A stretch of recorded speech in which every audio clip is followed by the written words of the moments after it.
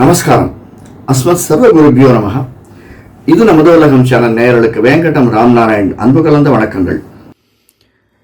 என்றென்றும் நம்பிக்கையோடு ஒளிர்ந்து கொண்டிருக்கக்கூடிய மகர ராசி நண்பர்களே, உத்திராடம், திருவோணம், அவிட்ட நட்சத்திரத்திற்கு சொந்தக்காரர்களான நாம் எதிர்வரக்கூடிய சித்திரை மாதம் மிருகசீர்ஷ நட்சத்திரத்தில் செவ்வாய் திசையில் பிறக்கக்கூடிய சித்திரை மாதம் எப்படி இருக்கிறது என 11ஆம் வீட்டுக்குரிய செவ்வாய் நமக்கு 2ஆம் வீட்டில் சனியோடு இருக்கிறான்.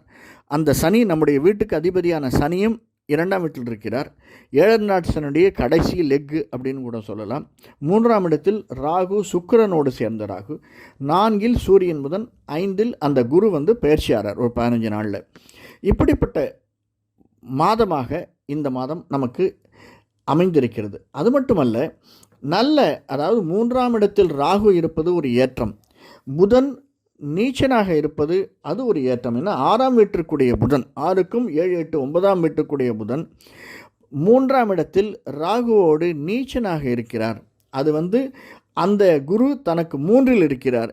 இந்த இரண்டையும் வைத்து பார்க்கும்போது நமக்கு சில செலவுகள், அதாவது பிரிவுகள் இருக்கணும். இந்த பிரிவுகளை நாம் எப்படி ப்ளஸ் ஆக்கிக்கிறது? சில பேருக்கு ப்ரொமோஷன் மூலிமா ட்ரான்ஸ்ஃபர் கிடைக்கும். இப்போ ட்ரான்ஸ்ஃபர் என்பது பிரிவு, ஆனால் ப்ரமோஷன் என்பது வரவு. அதை ஏற்றுக்கொள்ளுங்கள். அதே மாதிரி வெளிநாடு செல்வது, பிஸ்னஸ்மேனுக்கு அல்லது ஹெச்சிஎல் இந்த மாதிரி ஒரு ஐடி கம்பெனியில் இருக்கிறவர்களுக்கு வெளிநாடு செல்வது என்பது பிரிவு.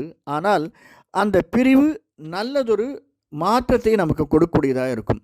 சில பேர் யாராவது ஃபாரின் போகணும், படிப்பதற்காக ஃபாரின் போகணும்னு மகர ராசிக்காரர்கள் நினச்சால் நிச்சயமாக அதற்கான சாத்தியக்கூறுகள் அதிகமாக இருக்குது.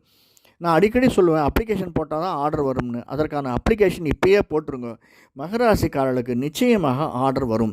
ஒரு பேஸ் நம்ம க்ரியேட் பண்ணி வைக்கிறதுக்கு இந்த எதிர்வரக்கூடிய சித்திரை மாதம் நமக்கு மிக மிக ஏற்றத்தை தரக்கூடியதாக, நல்லதொரு ஒத்துழைப்பை தரக்கூடியதாக மகர ராசிக்காரர்களாக நமக்கு இந்த மாதம் அமைந்திருக்கிறது. 4ஆம் இடத்தில் சூரியன், அதுவும் 7, 8 சூரியன் 4இல் இருக்கிறான். 9, 10 சுக்கிரன் 3ஆம் வீட்டில் ராகுவோடு சம்பந்தப்பட்டிருப்பதால் 10 அதாவது நிழல் படிப்பு, நிழல் கலை துறை சம்பந்தப்பட்டது, சின்ன திரை பெரிய திரையாக இருந்தாலும் நிழலும் இசையும் கலையும் சம்பந்தப்பட்ட துறையில் இருப்பவர்களுக்கு இந்த சித்திரை மாதம் சில இன்னல்கள் தந்தாலும் வரவுகள் அதிகமாக இருக்கும், சந்தேகமே இல்லை. அந்த வரவுகளை நாம் எதிர்கொள்வதற்காக காத்திருக்க வேண்டும். அதாவது எப்படி இன்னல் இருக்கும், வரவு இருக்கும்னா, ஒருத்தனுக்கு போய் ஒரு டைரக்டர்கிட்ட பேசணும், ஒரு அவர்கிட்ட அசோசியேட்டாக ஜாயின் பண்ணணும், அல்லது ஒரு நடிப்புக்கு போய் கேட்கணும் அப்படின்னா 2-3 முறை போக வேண்டியிருக்கும். 2-3 முறை கால் பண்ணணும், கேட்கணும், அதற்கான முயற்சி எடுக்கணும்.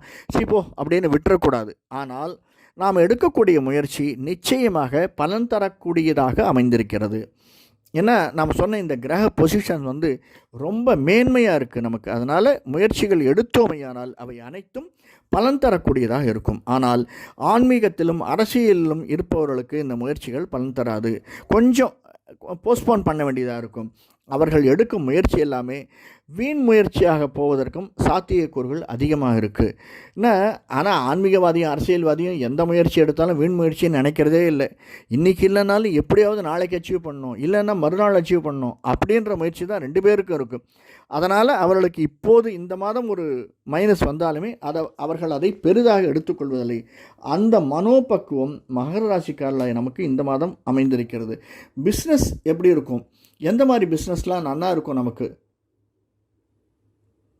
பிஸ்னஸ்ன்னு சொன்னால் நிலமும் நீரும் சம்மந்தப்பட்டது. விவசாயம் நல்லா இருக்கும், கன்ஸ்ட்ரக்ஷன் பிஸ்னஸ் நல்லா இருக்கும், ரியல் எஸ்டேட் பிஸ்னஸ் நல்லா இருக்கும்.